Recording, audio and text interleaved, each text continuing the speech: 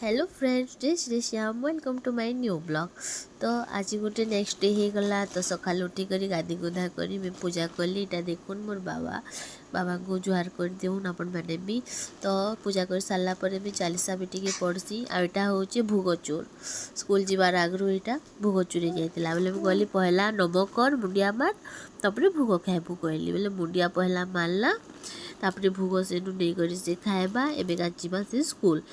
तो स्कूल भी तार बहुत छुट्टी होता न। तो ये स्कूल चलना से कहे मत भी चाल कहे मुझे छाड़ी नेसी किंतु आज टी नाई नहीं न कारण भल नाला आबार बोले सब काम करना हेबार जल्दी जल्दी बोले ताके छाड़ी नहीं जापारे न। से बाय बाय कर तार बापा संगे गला बाहरला टी दूर गला फिर कांदला जो फिर एथर तार बापा फुर्ते कर नेले से गला। तापर भी मोर ब्रेकफास्ट कली। ब्रेकफास्ट पास्ता बनी बाबू के भी टिफिन रेटा ही देती आसिक टे शुई पड़ला से खेते खेली खुला कर बोले हालिया हो साग आनी माखन फुल बहल कढ़ो पछाड़े केन्दा रड़ुचे आपण मैंने शुणी पारे।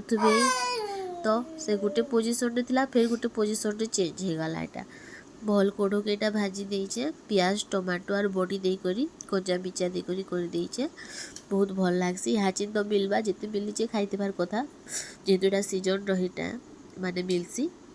इटा माखन फुल भी यहाँ भाजबार लगे चाउल बाटी देती और यहाँ गैस सॉरी इंडक्शन रे करमी।